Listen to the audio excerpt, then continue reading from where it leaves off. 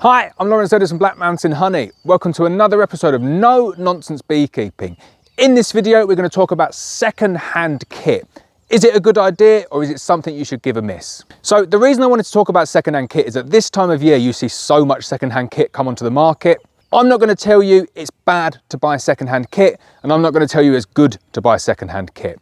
What I'm going to do in this video is I'm going to give you a few tips and pointers, things to look out for when you're buying second-hand kit, to hopefully get you the best deal and to hopefully give you some help and to avoid some of the duds that are out there. So I've got a selection of second-hand kit that I was given here. Had a bit of a problem back end of the year. Someone said, I need to get these colonies out of my area. Can you come and take them? I've got loads of boxes and stuff free of charge. Come and take the colony and you can have some boxes as well.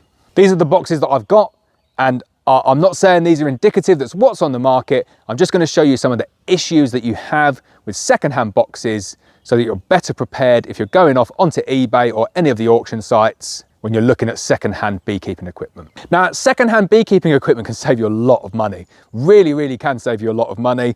You do get good bargains, but some of the equipment holds its value very well. And some of the things that I see for sale on eBay and some of the auction sites and some of the live auctions, I do laugh a little bit and think, how is someone paying so much money for a second-hand beehive that's potentially got disease, potentially not being put together right?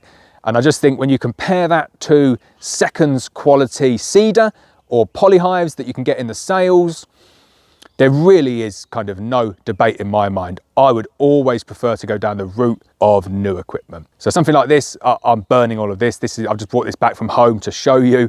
I'm not using any of this stuff. The risk for me is too great. If I go and buy some secondhand brood boxes, bring them into the apiary, one of them's got EFB or AFB on it, it spreads throughout all of my colonies, it's too big a risk for me. Now I appreciate if you're starting out in beekeeping and you're going to buy a couple of colonies from someone and they come in the boxes, completely different idea and a completely different discussion that we're having. I'm just going to run through some of the differences and hopefully give you a bit of advice when you're buying equipment. Right, so the first thing to look for is kind of like the stupid test, the laugh test as we call it at work, which is really like, are you actually being serious? This is a well put together beehive, yeah? This one is just a mess. They've used U-nails, they've used screws. Everything's wrong with this beehive. It's such a perfect demo piece because every single thing that they've done with this beehive is wrong. So the first thing is it's got water ingress. There's splits all over it. It's only a matter of time before water gets in here and it starts rotting. So even if everything else was fine, I'd be looking at that and saying, that's not going to last 5 years. Is it a good thing to spend my money on? Probably not. I'm going to pass.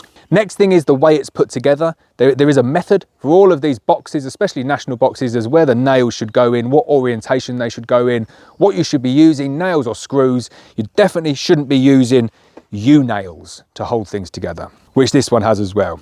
Next one is checking for squareness. And this is something that you might not pick up immediately. This one is all over the place. It looks like a rhombus. But a really good test for that is just measuring, tape measure from side to side, corner to corner. The distances should be exactly the same. Check for squareness, because if you've not got squareness, water will sit on those lips. And getting through the cracks leads to a much shorter working life. The next one is frames. Like, I just think secondhand frames, don't touch them. It really isn't worth it. You just don't know what you're getting in those frames. You can see there, wax moth has completely taken over on that one. I'm not melting these down. I'm not using these frames. These are all going in the log burner. I'm going to burn a lot of them. I wouldn't be touching secondhand frames anytime. The next one is bee space. Really, we talk a lot about bee space on this channel, and hopefully you'll all know by now, a national hive like this should be built as a bottom bee space hive, but you can build it as a top bee space hive as well. Now, the keen-eyed people would have noticed this national has been built as a top bee space hive.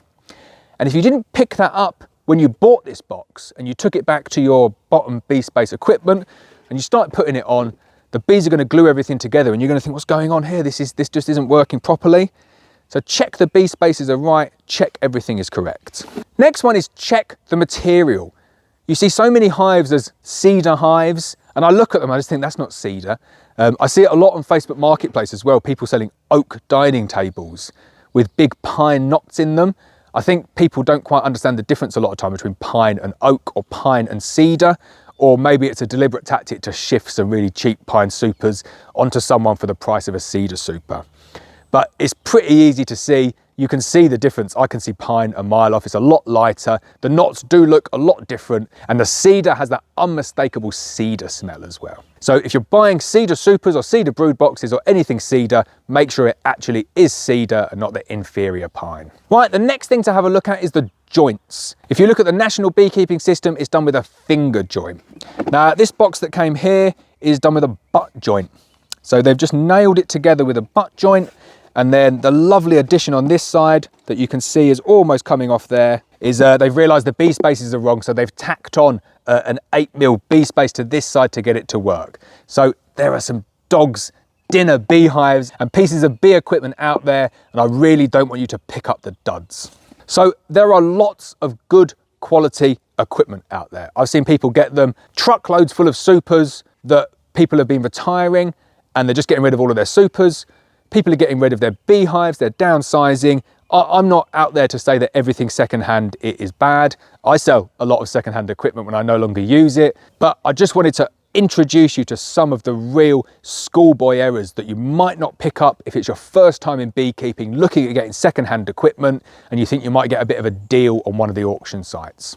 I look at how much these hives go for on these sites, and I compare them to picking up a sale item. So getting it at the right time of year, maybe around January time, a seconds cedar equivalent. And I find probably 9 times out of 10, buying new seconds equipment is either the same price as buying it secondhand, or it actually works out cheaper. I see a lot of people doing this on Facebook Marketplace. They're buying stuff in the sales, seconds quality, they're putting it together, and then they're selling it as a complete hive for say 160 quid, where they've probably paid 80 or 90 pounds for it. And that's absolutely fine. Like the assembly of these hives is something that takes time, and people need to earn a living. And if that's their job, putting together beehives, no problem with that whatsoever. But if you're in it to find the cheapest possible equipment, I really think you're much better off in the long run going for seconds quality cedar, or getting poly hives in the sale when they're their cheapest. You avoid any of the disease risk of going for second-hand equipment. You avoid any of the horrible frames which can come with disease and probably going to disintegrate within a few weeks. You avoid any of the spacing issues. You avoid any of the poor manufacture issues. You just eliminate them all, and you start off with really nice, clean, fresh equipment that you know is going to be put together well because you're going to put it together yourself. So that's it for the video. Probably rumbled on a little bit too much about secondhand equipment. Please don't let me completely put you off it. I'm not saying all secondhand equipment is bad.